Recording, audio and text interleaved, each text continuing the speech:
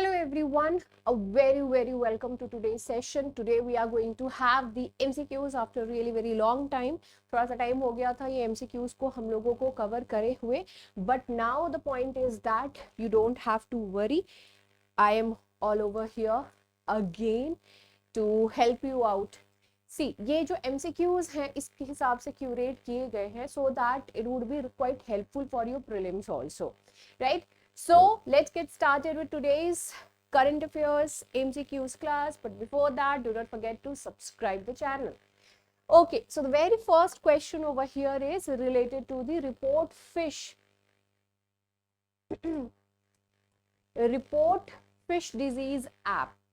About this particular app, so there are two statements given and you have to find out that which of the above statements are correct. So the very first statement says, यहाँ पे पहला statement कह रहा है कि the Marine Products Export Development Authority has launched a new mobile application. यानी कि MPDA ने जो है ये नया मोबाइल एप्लीकेशन लॉन्च किया है. दूसरा स्टेटमेंट कहता है कि इसका एम जो है is to provide fish farmers with a user-friendly and effective means to report diseases affecting their farms, empowering them in the process. Right? तो आपको पता करना है इसमें से कितने स्टेटमेंट्स जो है वो करेक्ट है. राइट, तो यहाँ पर हमारा सेकंड स्टेटमेंट जो है वो करेक्ट है. फर्स्ट इज रॉन्ग बिकॉज ये एक कोलैबोरेटिव डेवलपमेंट है. इस ऐप को कोलैबोरेट करके डेवलप किया गया है जिसमें कि एमपीडा नहीं है. ठीक है, तो इसमें the central institute of fisheries technology that is the CIFT, it is अ की पार्टनर. ये एक की पार्टनर है in the NSPAD project led by ICAR NBFGR which has developed this app. Okay, so this has developed this particular app and ये पूरा का पूरा एक कोलैबोरेटिव प्रोग्राम रहा है. प्रोग्राम इन द सेंस कि कोलैबोरेट करके इन्होंने इस ये जो ऐप है इसको डेवलप करे हैं. अब इस ऐप के बारे में हम थोड़ी जानकारी ले लेते हैं. ठीक है, अभी देखो कि काफी टाइम ऐसा होता है ना कि फिशेस एक्वाटिक एनिमल्स में कुछ तो हमको ऐसी बीमारी देखने को मिलती है, some kind of issues, and वो फर्स्ट जो इंस्टेंस अगर किसी को देखने को मिलता है वो फिश फार्मर्स जो होते हैं उनको बहुत पहले ये चीज पता चल जाती है, but they don't know any kind of means कि किस तरीके से अथॉरिटी को बताया जाए ताकि इस चीज के ऊपर जल्दी से जल्दी एक्शन हो. एंड उनकी जीवनी का ये एक बहुत महत्वपूर्ण जरिया है, तो उस चीज को जल्दी से जल्दी रिजॉल्व करा जाए. तो उसी चीज के लिए इस ऐप को लॉन्च किया गया है. ये जो ऐप है ये बहुत ही यूजर फ्रेंडली है क्योंकि ज्यादातर फिश फार्मर से आप क्या एक्सपेक्ट करोगे, बहुत ज्यादा टेक्निकल चीजें तो नहीं आप एक्सपेक्ट कर सकते हो. Right, so this is the thing कि इसको बहुत ज्यादा यूजर फ्रेंडली बनाया गया है. And it boasts of an intuitive and user-friendly interface ensuring easy accessibility for the fish farmers. वो बहुत आराम से मोबाइल में इनको यूज कर सकते हैं. और आजकल तो ऑलमोस्ट हर किसी के पास स्मार्टफोन है ही है. इतने ज्यादा हमारे पास स्मार्टफोन हो गए कि आप ऐसे रिपोर्ट में आप देख ही सकते हैं कि क्या चीज चल रहा है कि बच्चों को पढ़ना नहीं आ रहा है लेकिन रील्स बनाने आ रहे हैं. खैर, स्ट्रीमलाइंड डिजीज रिपोर्टिंग. राइट, इसमें क्या है, it offers a straightforward disease reporting format allowing farmers to report outbreaks by providing essential information जैसे कि location, affected species, observed symptoms and accompanying images. कि अगर आपको किसी तरह के कोई सिम्टम्स दिखा है फिश में तो उसके बारे में बताओ, उसकी इमेजेस अटैच करो ताकि पता चले लोकेशन क्या है. जियो टैगिंग भी तो जरूरी है, तो लोकेशन क्या है ये सारा इंफॉर्मेशन. फिर बाद में सरकार को जिस तरीके से लगेगा they will be taking action. ठीक है, तो जियो टैगिंग है, रियल टाइम अपडेट्स वहां पर मिल रहे हैं. आपने जो भी वहां पे रिपोर्टिंग करी है वो कहाँ तक पहुंची है, क्या चल रहा है, वो सारी चीजें आपको जो है इंफॉर्मेशन आराम से इस ऐप के थ्रू मिल जाएगा कि कौन से स्टेज पे है आपकी कंप्लेन, आपका जो दिक्कत है. ओके, इंफॉर्मेशन हब ये एक तरीके से इंफॉर्मेशन हब के तौर पे भी काम करेगा जहां पर कि कुछ valuable resources on disease prevention, कि क्या ऐसी चीजें हैं जिसको करने की वजह से डिजीजेस ना हो, ट्रीटमेंट उनसे रिलेटेड, और best aqua culture practices also, all these things will be provided कि क्या बेस्ट तरीका है ये एक्वाकल्चर ये प्रैक्टिसेस को लेकर के, तो वो चीजें भी आपको वहां पर मिल जाएंगी। कॉम्प्रिहेंसिव डिजीज मैनेजमेंट, अब ये जो ऐप है ये प्रोवाइड करता है comprehensive package for the diagnosis को लेके, प्रिवेंशन को लेके, control and treatment of aquatic animal diseases, and it offers solutions to support encourage aquaculture farmers. ये फार्मर्स को एक तरीके से सपोर्ट करेगा, मतलब हर तरीके की जो पॉइंट है, हर तरीके की चीजें यहाँ पर ये प्रोवाइड कर रहे हैं जो कि डिजिटल के थ्रू, अगर कोई भी डिजिटल प्लेटफॉर्म है उसके थ्रू प्रोवाइड करी जा सकती है। जानकारी हो गई, प्रिवेंशन से रिलेटेड क्या चीजें करी जा सकती हैं, किस तरीके से कंट्रोल किया जा सकता है, क्या ट्रीटमेंट हो सकते हैं, वो सारी इंफॉर्मेशन आपको वहां पर आराम से मिल जाएंगे। फिर आता है ट्रांसफॉर्मेटिव इम्पैक्ट, तो इसको ट्रांसफॉर्मर वाला मत समझिएगा कि आप पे बटन प्रेस करेंगे और ट्रांसफॉर्मर एकदम रोबोट बन जाएगा, तो it is not going to do anything like that. तो ये एक्सपेक्ट किया जा रहा है कि ये एक तरीके से रेवोल्यूशनाइज कर देगा डिजीज मैनेजमेंट को एक्वाकल्चर में लेकर के। एंड ये जो ऐप है, this aims to enhance the sustainability and productivity of the sector through early disease detection, क्योंकि पहले ही पता चल गया कहीं पे कुछ हो रहा है, वो अब बहुत बड़ा रूप ले, उससे पहले ही चीजें पता चल गई। Data driven decision making, capacity building and efficient resource allocation also, improving livelihoods. ये जो ऐप है, this holds the promise of improving the livelihoods of fish farmers, safeguarding the nation's food security and contributing to the sustainable growth of the aquaculture industry as well, right? तो ये app जो है एक तरीके से बहुत बहुत ज्यादा हेल्पफुल रहेगा फिश फार्मर्स को, उनको अवेयर भी कराना बहुत ज्यादा जरूरी रहेगा कि भाई इस तरीके का ऐप भी है जिसका आप इस्तेमाल कर सकते हैं। ओके, नेक्स्ट हमारा क्वेश्चन है, ये है पोंग डैम से रिलेटेड। 3 स्टेटमेंट्स यहाँ पर दिए हुए हैं और आपको बताना है कि कितने स्टेटमेंट्स, ठीक है, how many of the above given statements are correct over here. पहला स्टेटमेंट कहता है that this dam stands as the tallest earth fill dam in India and ranks among the country's most extensive artificial reservoirs.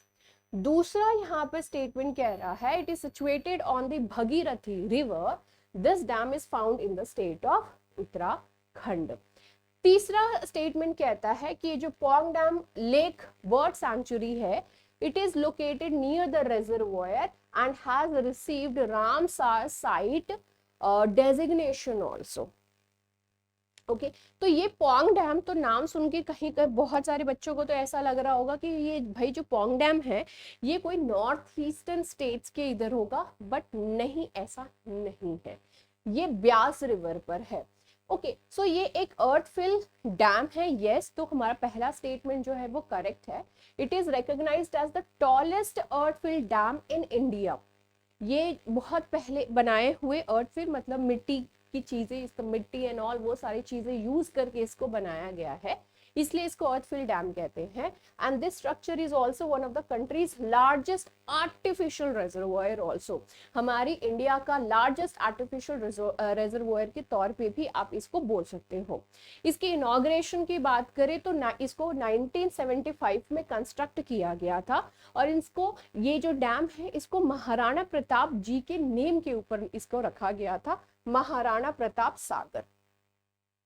ये जो reservoir है इसका नाम महाराणा प्रताप सागर के तौर पे रखा गया था।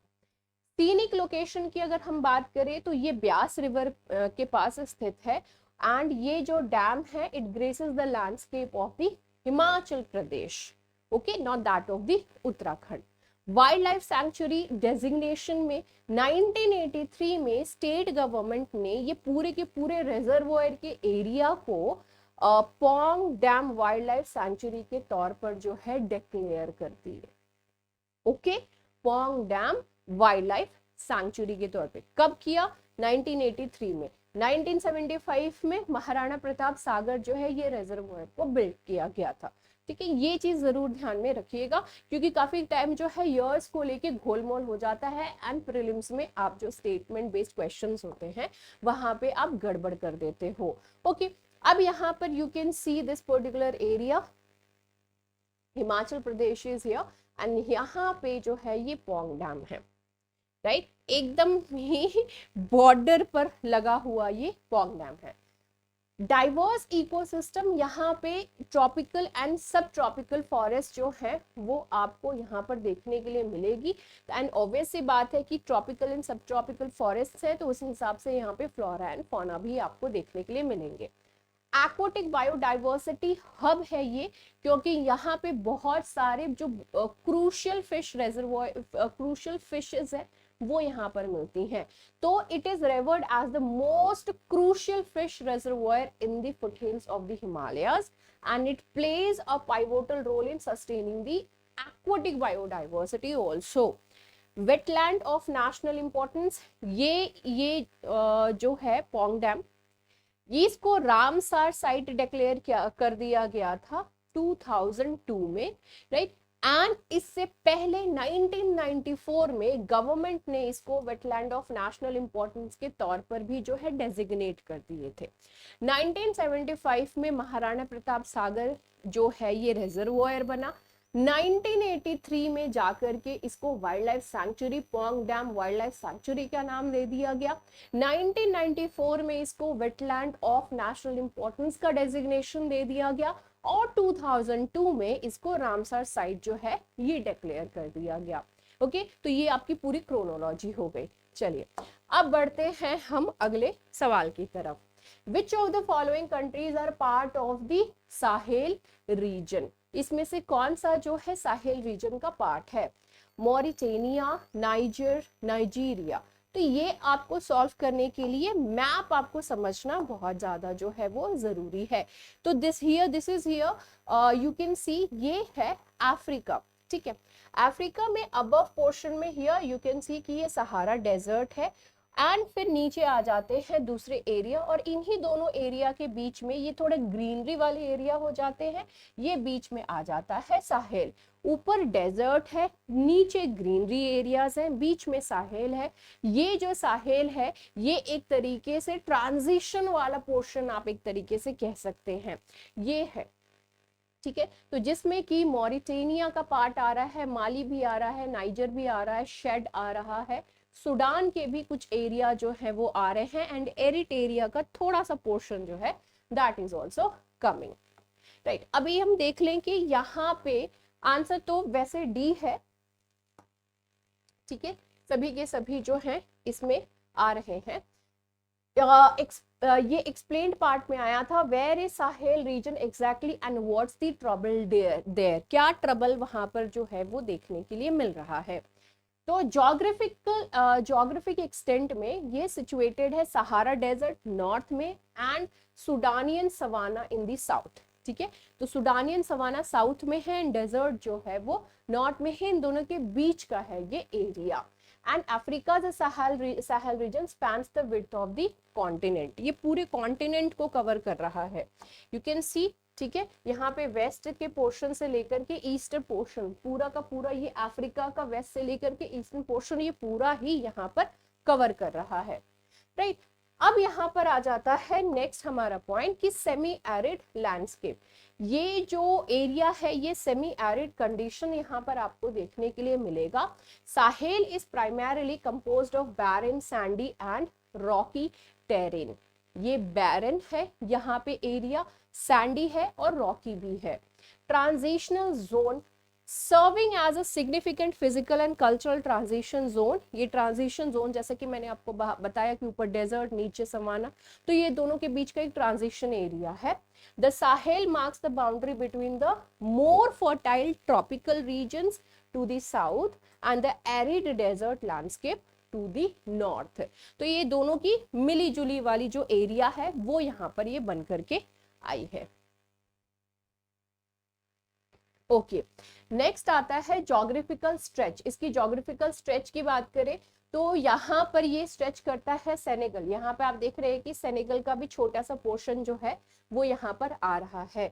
तो ये Senegal on the Atlantic coast से लेकर के अब ये धीरे धीरे और भी एरिया जैसे कि Mauritania, Mali, Burkina Faso, Niger, Nigeria, Chad, Sudan, and Eritrea on the Red Sea, और एरिटेरिया को भी जा करके ये टच करता है, राइट। तो यहाँ पर आप देख सकते हैं कि थोड़ा थोड़ा पोर्शन, नाइजीरिया में भी थोड़ा सा ही पोर्शन जो है ये कवर कर रहा है, थोड़ा सा ही पोर्शन, ये इसकी बाउंड्री है, ठीक है, ये इसकी बाउंड्री है, उसमें ये छोटा सा ही पोर्शन जो है ये यहाँ पर कवर कर रहा है नाइजीरिया का, ठीक है। बुर्किना फासो में भी एकदम छोटा सा ही ये टच डाउन जो है एक तरीके से कर रहा है। Okay, now cultural and historical significance में तो इसकी ज्योग्राफिकल कैरेक्टरिस्टिक्स के बियॉन्ड अगर जाएं तो यहाँ पे ये बहुत ही ज्यादा हिस्टोरिकली इंपॉर्टेंट भी हो जाता है। ये एक तरीके से कनेक्टिंग लिंक के तौर पे काम करता है between the middle east and सब सहारन अफ्रीकन। ओके, मिडल ईस्ट और सब सहारन अफ्रीकन के बीच में जो है एक तरीके से ये क्या करता है, कनेक्शन का, एक लिंक का काम यहाँ पर करता है। Symbolic shore line, culturally the Sahel is often described as the symbolic shoreline serving as a historical and cultural meeting point। ये एक तरीके से कल्चरल मीटिंग पॉइंट है मिडिल ईस्ट और सब सहारन अफ्रीकन रीजन का। अगले सवाल की तरफ बढ़ते हैं। With reference to fuel cells consider the following statements. Fuel cells को लेकर के यहाँ पर कुछ स्टेटमेंट्स दिए हुए हैं और आपको बताने हैं कि इसमें से कितने स्टेटमेंट्स जो हैं वो करेक्ट है। ओके, तो यहाँ पर हमारा पहला स्टेटमेंट कहता है that it is a mechanism that produces electrical power via a chemical process.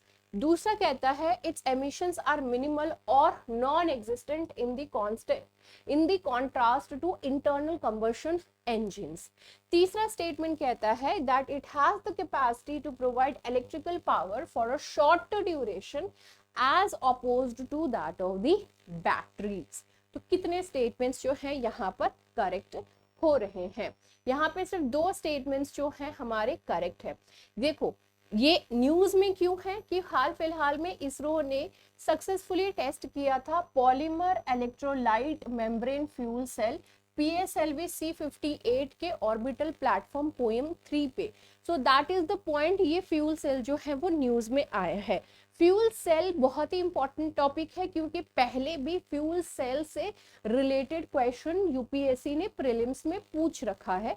So this is the point why this topic becomes very important, right. अब ये जो फ्यूल सेल है ये एक तरीके का डिवाइस होता है that produces electricity. Fuel cell है तो एक तरीके का केमिकल रिएक्शन होगा, उसके बाद यहाँ पे इलेक्ट्रिसिटी जो है वो जनरेट करेगी through the chemical reaction.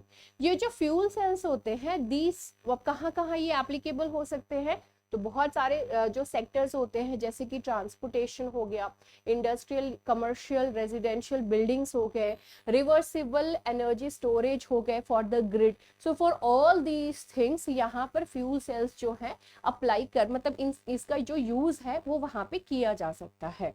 The working of a fuel cell is involves 2 electrodes.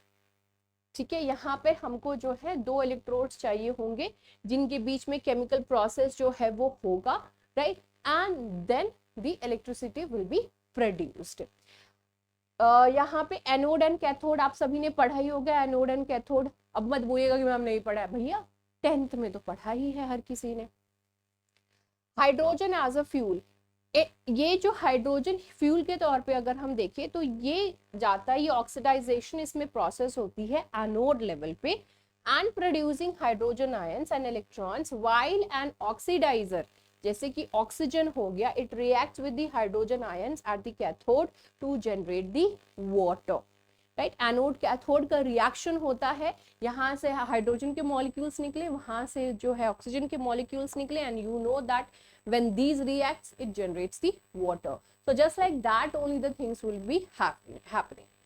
Statement 2 advantages क्या है? यहाँ पर ये जो फ्यूल सेल्स हैं दीज इंक्लूड्स लोअर और जीरो एमिशंस, या तो बिल्कुल एमिशन नहीं होंगे या फिर बहुत ही कम एमिशन होंगे। और हम सभी को पता ही है कि हर कोई जो है CO2 की एमिशन को रिड्यूस डाउन करना चाह रहे हैं, कम करना चाह रहे हैं।